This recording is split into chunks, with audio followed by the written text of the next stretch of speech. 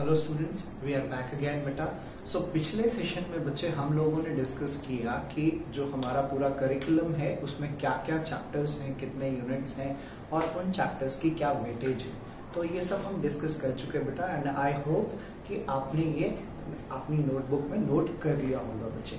तो आज हम डिस्कस करने वाले हैं बेटा सबसे पहला chapter which is called as chapter 1 physical world. इस चैप्टर के अंदर क्या डिस्कस करने वाले हैं हम लोग कि फिजिक्स को कितने लेवल्स पे पढ़ा जाता है, फिजिक्स है क्या, और मेनली हम इस चैप्टर में 2-3 ही टॉपिक्स हैं और ज़्यादा इलेबोरेटेड फॉर्म में नहीं है। तो इसमें हम लोग पढ़ेंगे फंडामेंटल फोर्सेस क्या होती हैं, फंडामेंटल फोर्सेस क्या हैं और फिजिक्स की क्या क्या सब डोमेन्स हैं या फिजिक्स के अंदर क्या क्या सब डोमेन्स हैं, कौन कौन से एक तरह से पार्ट्स हैं। ठीक है, फिजिक्स के डिफरेंट ब्रांचेस को डिस्कस करेंगे या सब डोमेन्स को डिस्कस करेंगे हम इस पूरे चैप्टर में। ठीक है बेटा, तो चलिए देखते हैं बच्चे चैप्टर 1 फिजिकल वर्ल्ड। तो जैसे लिखा हमने फिजिकल वर्ल्ड ना, सबसे पहला क्वेश्चन है बेटा what is physics. What is physics ना, व्हाट इज फिजिक्स। जैसे we know that humans का instinctive nature होता है। we are having inbuilt quality that we want to know different things। हमारे अंदर ये inherent characteristic है जो हम चीजों को जानना चाहते हैं। ठीक है, तो फिजिक्स का भी मतलब यही है। या जैसे अगर हम बात करें कि साइंस के बारे में जो पढ़ा जाने लगा तो सबसे पहले क्या देखा गया, सबसे पहले ये देखा गया कि प्लैनेटरी मोशन कैसे होता है, डे एंड नाइट कैसे होता है। तो ये सारे फिजिकल फिनोमेना या जो नेचुरल फिनोमेना है उनको पढ़ने का, उनको डिटेल में स्टडी करने का जो प्रोसेस है दैट इज फिजिक्स। फिजिक्स का मतलब क्या होगा, टू नो, या science in a way is to knowing things, to know things which are happening around us। चाहे वो केमिकल चेंज के फॉर्म में हो, चाहे वो बायोलॉजिकल चेंज के फॉर्म में हो, चाहे वो किसी एक फिजिकल फिनोमेना के फॉर्म में हो, तो हम उन चीजों को डिटेल में जानने का जो प्रोसेस है उसको साइंस कहा जाता है। And we say that physics is one of the part of this subject science. Physics क्या है, इस सब्जेक्ट का एक, साइंस का एक पार्ट है। ठीक है बेटा। नाउ जैसे कहा कि फिजिक्स क्या है, physics is knowing about the various physical phenomena, उन फिजिकल फिनोमेना को डिटेल में स्टडी करना।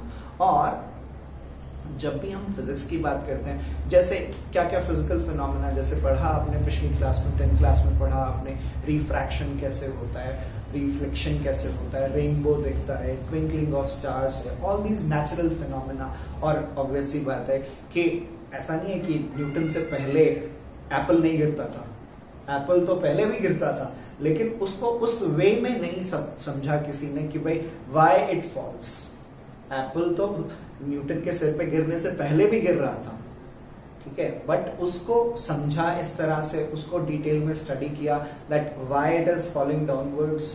तो science is about knowing different things which are happening in the physical world या नेचुरल वर्ल्ड में जो बेसिक चीजें हो रही हैं उनके बारे में जानना, दैट इज बेसिकली फिजिक्स। ठीक है बेटा। और फिजिक्स में क्या करते हैं हम लोग, there is a systematic study. ठीक है, ऐसा कोई हैपहैज़र्ड नहीं है। There is scientific methods which are there in physics और different branches of science, as in chemistry में या बायोलॉजी में, सबके अंदर क्या है, साइंटिफिक मेथड है। साइंटिफिक मेथड जब मैं कह रहा हूँ तो मतलब क्या कि इंटरकनेक्टेड स्टेप्स हैं जिनको फॉलो किया जाता है and we and at different type of theories, अलग अलग थियरीज के बारे में पता चलता है हमें। और ये भी कहा जाएगा जैसे जैसे हम आगे पढ़ेंगे कि साइंस और फिजिक्स या साइंस के जितने भी पार्ट्स हैं they are ever evolving, they are very dynamic in nature. When I say dynamic in nature, मतलब अगर हम किसी चीज के बारे में जान लेते हैं तो ऐसा we don't stop at that point। हम लोग क्या करते हैं, उसको और डिटेल में जानने की कोशिश करते हैं। इसके बारे में भी हम लोग समझेंगे। ठीक है बेटा। तो ये कहा कि science is a scientific is a systematic study in which we do scientific steps which are interconnected to each other। तो जैसे कि क्या करते हैं हम लोग, we do systematic observations। Observations किसकी होंगी, कंट्रोल्ड एक्सपेरिमेंट्स। जो कंट्रोल्ड एक्सपेरिमेंट्स है, डिफरेंट एक्सपेरिमेंट्स किए जाते हैं फिजिक्स के अंदर, केमिस्ट्री के अंदर, बायोलॉजी के अंदर, तो उन एक्सपेरिमेंट्स को स्टडी करके क्या करते हैं, हम ऑब्जर्वेशंस लेते हैं, फिर ऑब्जर्वेशंस को हम मैथमेटिकल मॉडल्स में या क्वालिटेटिव मॉडल्स में या क्वांटिटेटिव मॉडल्स में कन्वर्ट करते हैं। तो ये सारी स्टेप्स क्या हैं, दीज आर इंटरकनेक्टेड स्टेप्स और this is a systematic method to study a particular branch of science. ये सारा क्या है, एक सिस्टमेटिक स्टडी है जहां पे हम क्या कर रहे हैं, स्टेप बाय स्टेप चीजों को समझने की कोशिश कर रहे हैं। तो जैसे कहा कि सिस्टमेटिक स्टडी है इन विच इंटरकनेक्टेड स्टेप्स आते हैं। जैसे बताया आपको क्या होगा, सिस्टमेटिक ऑब्जर्वेशंस होंगी जो किससे मिलेंगी, कंट्रोल्ड एक्सपेरिमेंट से मिलेंगी। फिर उन कंट्रोल्ड एक्सपेरिमेंट से जो ऑब्जर्वेशंस आई हैं उनको हम क्वालिटेटिव या क्वांटिटेटिव मॉडल्स के अंदर कन्वर्ट करेंगे या मैथमेटिकल मॉडल्स के अंदर कन्वर्ट करेंगे। फिर उसके बाद उन मैथमेटिकल मॉडल्स का वेरिफिकेशन होगा या फॉल्सिफिकेशन कह सकते हैं, वो फॉल्स भी आएंगी, हो सकता है वो ठीक भी आए। अगर ठीक हो जाता है तो वो एक सर्टेन लॉ के अंदर कन्वर्ट हो जाएगा। So these are the steps which are done in any kind of scientific modeling या scientific methods जो हम लोग यूज करते हैं, जैसे आपको बताया। तो इस तरह से किसी भी ब्रांच ऑफ साइंस के अंदर स्टडी की जाती है। देन इसके बाद एक और चीज कही गई कि conjecture and speculation also has a space in science के अंदर या फिजिक्स के अंदर या किसी भी ब्रांच ऑफ साइंस के अंदर क्या होगा, there is a space for conjunction and speculation. इसका मतलब क्या है, स्पेकुलेशन का मतलब होता है किसी चीज के बारे में आपने प्रेडिक्ट कर दिया या स्पेकुलेट कर दिया and it comes out to be the outcome of that process comes out to be that. ठीक है, अब जैसे यहाँ पे एक सिंपल सा एग्जांपल लेता हूं मैं। आर्किमिडीज प्रिंसिपल पढ़ा है आपने, तो आर्किमिडीज को कुछ काम दिया गया था उसके एम्परर ने और उसी को वो सोच रहा था और he was having a bath. तो उसने क्या देखा कि जब वो टब में जा रहा है तो उसको अपना वेट कम लग रहा है एंड वहां पे कोई एक्सपेरिमेंट नहीं हुआ, कोई मैथमेटिकल मॉडल नहीं बना, कोई हमने क्वालिटेटिव या क्वांटिटेटिव मॉडलिंग नहीं की। यहाँ पे हमने पहले स्पेक्युलेट किया और उस स्पेक्युलेशन को बाद में वेरीफाई किया गया। तो वहां पे क्या आर्किमिडीज प्रिंसिपल से क्या मिला कि जब भी कोई ऑब्जेक्ट पार्शियली या फुली इमर्ज होता है किसी एक लिक्विड के अंदर, when a object is partially और fully immersed in a liquid, it loses certain amount of weight. उसका वेट जो है वो क्या हो जाएगा, कम हो जाएगा, हल्का फील करेगा वो। तो ये कहा गया कि science has also scope for conjecture and speculation, यानी कि स्पेकुलेशन और कंजंक्चर के लिए भी स्पेस है किसके अंदर, साइंस के अंदर, जहां पे हम ये कह सकते हैं कि जो हमने स्टेप्स बताए थे, अभी डिस्कस किए थे, उन स्टेप्स को कोई फॉलो नहीं कर रहा। सबसे पहले आपने कोई एक लॉ दे दिया और उस लॉ को बाद में वेरीफाई किया जा रहा है डिफरेंट मैथमेटिकल मॉडल्स के थ्रू या डिफरेंट एक्सपेरिमेंट्स के थ्रू वेरीफाई किया गया। तो यहाँ पे क्या हुआ, पहले लॉ दे दिया गया, फिर उसके बाद जो स्टेप बाय स्टेप प्रोसेस था वो फॉलो किया गया। सो इसी को कहा जाता है that conjecture and speculation has also space in science, यानी कि साइंस में उनके लिए भी स्कोप है, कंजंक्चर और स्पेकुलेशन के लिए भी स्कोप है। ठीक है बेटा। और इससे पहले भी मैं बता रहा था आपको कि दैट फिजिक्स और any branch of science is a dynamic thing, या that branch of science is dynamic in nature और इवोल्यूशनरी है। कैसे समझेंगे उसको, जैसे आपने बेटा 9th क्लास या 10th क्लास में different models of an atom discuss किए, different models of an atom. जैसे सबसे पहला मॉडल पढ़ा होगा आपने Thomson's model of an atom, फिर उसके बाद आपने रदरफोर्ड एक्सपेरिमेंट पढ़ा होगा, अल्फा स्कैटरिंग एक्सपेरिमेंट, जिससे क्या हुआ, न्यूक्लियस की डिस्कवरी हुई। देन उसके बाद बोर मॉडल आया, बोर मॉडल में उससे पहले रदरफोर्ड मॉडल आया, फिर उसके बाद बोर मॉडल आया।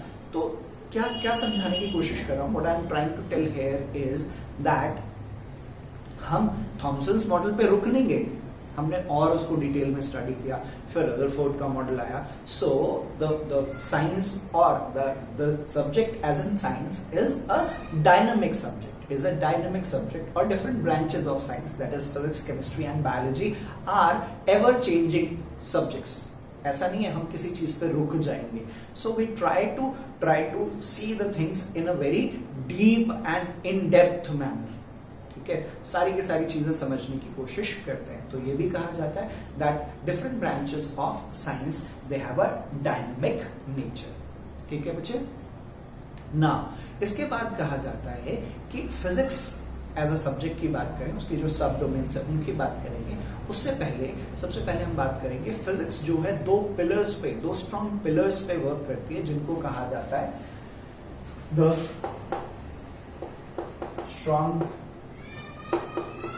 Pillars of physics on which it stand कह सकते हैं, that is unification and reductionism कहा जाता है, unification और reductionism,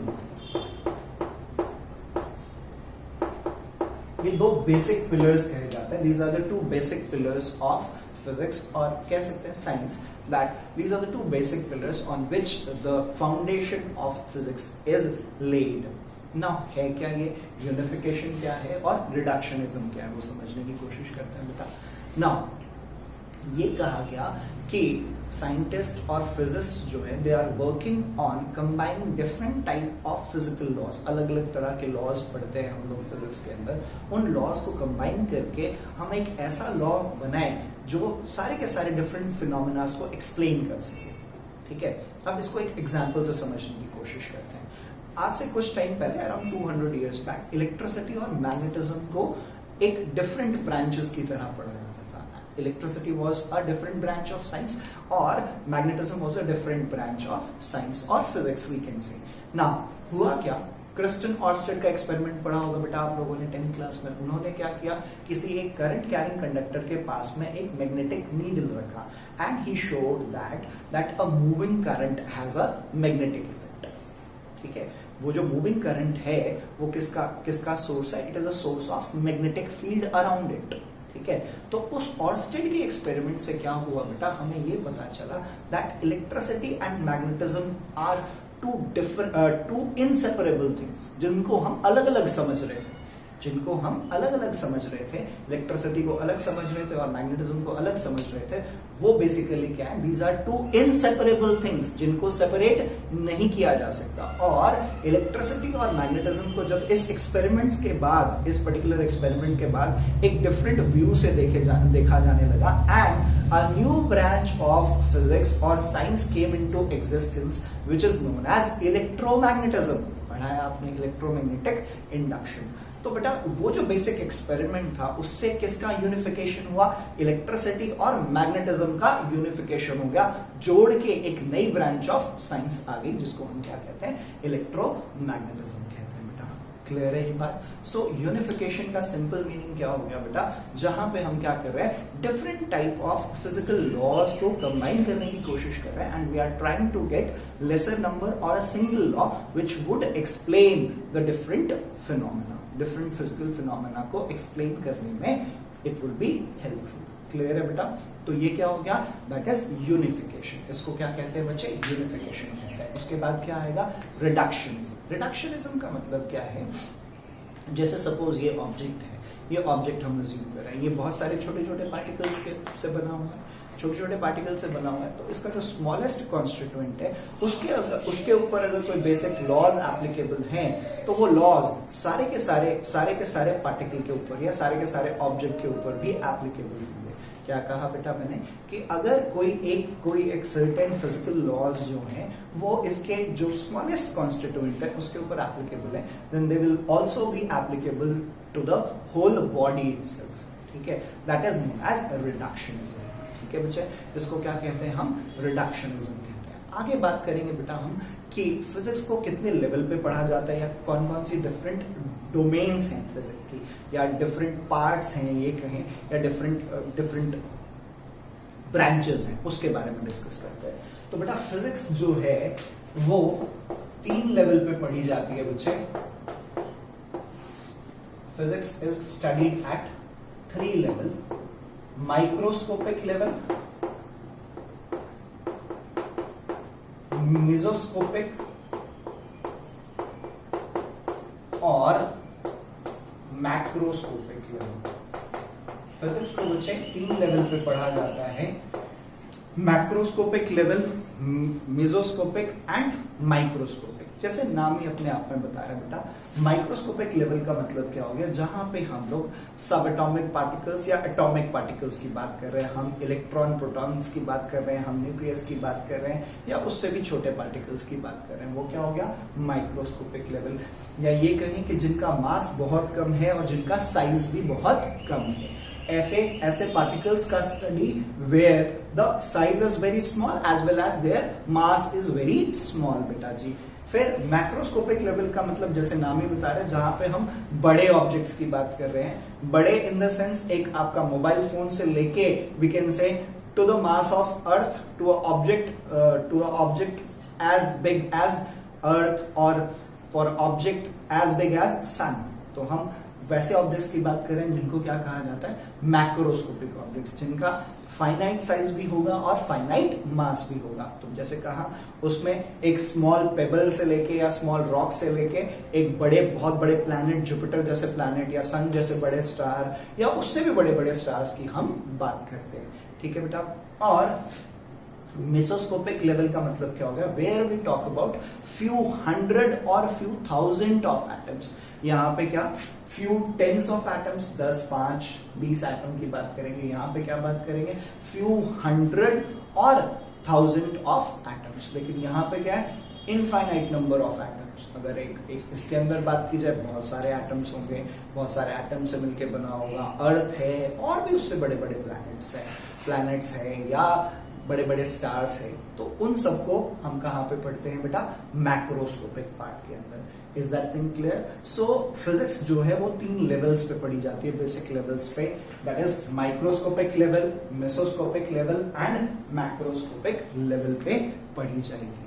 ये तो बेसिक चीज हो गई कि किस किस लेवल पे। और ऑब्वियस सी बात है, यहां से लेके यहां तक, मतलब एक बहुत छोटे से इलेक्ट्रॉन से लेके बहुत बड़े सन या सन जैसे स्टार या उससे भी बड़े बड़े स्टार्स या उससे भी बड़ी बड़ी गैलेक्सीज के बीच में जो भी चीजें आती हैं, उन सबको फिजिक्स में पढ़ा जाता है। ठीक है बेटा। एक स्मॉल इलेक्ट्रॉन से लेके या इलेक्ट्रॉन से भी छोटे पार्टिकल से लेके स्टार्स, बड़े बड़े स्टार्स या सन से भी बड़े बड़े स्टार्स के बारे में जहां पे स्टडी की जाती है, उन दोनों साइजेस की बात कर रहे हैं हम लोग, या उन दोनों रेंज के मासेस की बात करें, उनको जहां पे स्टडी किया जाता है बेटा, उसको क्या कहते हैं, दैट इज फिजिक्स। फिजिक्स के अंदर ये सारी चीजें पढ़ी जाएंगी।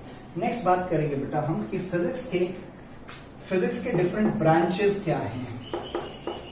फिजिक्स को 2 बेसिक कैटेगरीज के अंदर डिवाइड कर सकते हैं बेटा। मॉडर्न फिजिक्स कहते हैं, मॉडर्न फिजिक्स, और न्यूक्लियर फिजिक्स या क्वांटम फिजिक्स।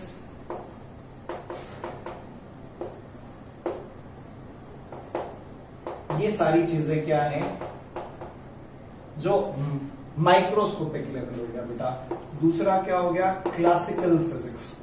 क्लासिकल फिजिक्स क्या होगा, generally deals with bigger objects या मैक्रोस्कोपिक ऑब्जेक्ट्स को जहां पे स्टडी किया जाएगा उसको क्या कहा जाएगा, that is called as classical physics. अब क्लासिकल फिजिक्स में भी बहुत सारी चीजें हैं बेटा। क्लासिकल फिजिक्स का एक मेजर पोर्शन है जिसको कहा जाता है मैकेनिक्स, और मैकेनिक्स में भी 3 चीजें होंगी बेटा। ये सारी चीजें समझना बहुत जरूरी है बच्चे। पहले स्टैटिक्स, काइनेमेटिक्स और डायनामिक्स। पहले मैं लिस्ट आउट कर लेता हूं, फिर उसके बाद समझते हैं।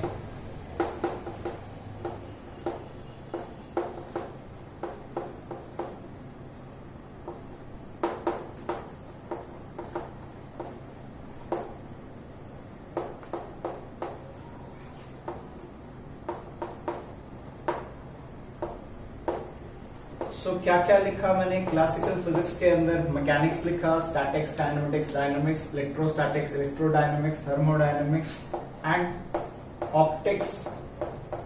ऑप्टिक्स 2 तरह से हो सकता है बेटा, वेव ऑप्टिक्स और रे ऑप्टिक्स। सो ये ब्रीफली हमने डिफरेंट ब्रांचेस के बारे में बात कर लिया बेटा। अब समझते हैं इनको बारी बारी से। जैसे सबसे पहली ब्रांच कह रहे हैं क्लासिकल फिजिक्स के अंदर मैकेनिक्स है बेटा, 3 पार्ट्स। स्टैटिक्स, स्टैटिक्स का मतलब होता है, स्टैटिक्स कहीं पे भी आ गया इसका मतलब क्या है, the study of objects which are at rest. ऐसे ऑब्जेक्ट्स जिनकी स्टडी कर रहे हैं हम लोग और वो क्या है, रेस्ट पे हैं। That branch of physics is called as, or that branch of mechanics is called as statics। उसको क्या कहते हैं बेटा, statics कहते हैं। फिर kinematics है बेटा, kinematics का मतलब क्या हो गया, जहां पे हम लोग किसी भी ऑब्जेक्ट के, kinematics का मतलब क्या हो गया, जहां पे हम किसी एक ऑब्जेक्ट के मोशन के बारे में स्टडी कर रहे हैं, जहां पे हम किसी एक ऑब्जेक्ट के मोशन के बारे में स्टडी कर रहे हैं, लेकिन उसके cause, how that motion has happened, उस मोशन का कॉज क्या है उसके बारे में स्टडी हम नहीं कर रहे, that is called as kinematics. Kinematics जो है, जैसे अगर आपको ध्यान हो, हमने जब यूनिट्स लिखे थे तो एक यूनिट थी काइनेमेटिक्स, जो आपकी बुक के 3rd और 4th चैप्टर है बेटा, motion in a straight line and motion in a plane. ठीक है बेटा, तो स्टैटिक्स क्या हो गया, study of objects which are at rest. Statics is study of objects which are at rest. Kinematics is the branch of physics where we study about the motion of the object without taking into account the cause of the motion. जहां पे हम सिर्फ किसके बारे में study करते हैं, motion के बारे में स्टडी करते हैं, उसके कॉज के बारे में स्टडी नहीं करते बेटा। डायनामिक्स, जैसे नाम ही बता रहा है, जो मूव कर रहा है या चेंज कर रहा है, जो डायनामिक है नेचर में। ठीक है, तो डायनामिक्स के अंदर क्या करते हैं हम लोग, हम मोशन को भी स्टडी करते हैं एज वेल एज उसके कॉज को भी स्टडी किया जाता है। We study the cause as well as the motion of the object, दोनों चीजें स्टडी की जाती हैं। That branch is called as dynamics. फिर इलेक्ट्रोस्टैटिक्स, अब नाम ही बता रहा है, इलेक्ट्रो का मतलब क्या हो गया, चार्जेस। इलेक्ट्रो का मतलब क्या हो गया, चार्जेस, और study of charges which are at rest. ऐसे चार्जेस जिनकी स्टडी कर रहे हैं हम लोग और वो कैसे हैं, रेस्ट पे हैं, ऐसे चार्जेस की स्टडी को क्या कहा जाएगा, इलेक्ट्रोस्टैटिक्स बेटा। फिर क्या लिखा बच्चे मैंने, इलेक्ट्रोडायनेमिक्स। इलेक्ट्रोडायनेमिक्स का मतलब क्या हो गया, इलेक्ट्रो मींस चार्जेस और डायनेमिक्स का मतलब क्या हो गया, motion. So electrodynamics is the study of charges which are in motion. ऐसे चार्जेस की स्टडी जो मोशन में है उसको क्या कहा जाएगा, that is called as electrodynamics बेटा। फिर ऑप्टिक्स पहले समझ लेते हैं, फिर उसके बाद थर्मोडायनेमिक्स के बारे में बात करेंगे। थोड़ा बड़ा पार्ट है थर्मोडायनेमिक्स, फिर उसके बारे में बात करते हैं। नाउ ऑप्टिक्स की बात करें तो ऑप्टिक्स का मतलब क्या हो गया, where we study about light, जहां पे हम किसके बारे में स्टडी करते हैं बेटा, लाइट के बारे में स्टडी करते हैं। That branch of physics is called as optics. अब ऑप्टिक्स, अगर आपको ध्यान हुआ, आपने चैप्टर पढ़ा है लाइट रिफ्लेक्शन एंड रिफ्रैक्शन, तो वहां पे क्या करते हैं हम लोग, वहां पे हम लाइट को लेते हैं, that light travels in a straight line, that is when it moves from one point to another point, the path of light ray और the light beam will be a straight line path. ठीक है बेटा, वहां पे क्या कहते हैं हम कि ऑब्जेक्ट जो है वो कैसे मूव कर रहा होगा, स्ट्रेट लाइन पाथ में मूव कर रहा होगा। ठीक है बेटा, तो स्ट्रेट लाइन पाथ में मूव कर रहा है, इसका मतलब क्या हो गया, वो ब्रांच ऑफ साइंस जहां पे हम लाइट को ट्रीट करते हैं, that it moves in a straight line path, that is known as ray optics बेटा।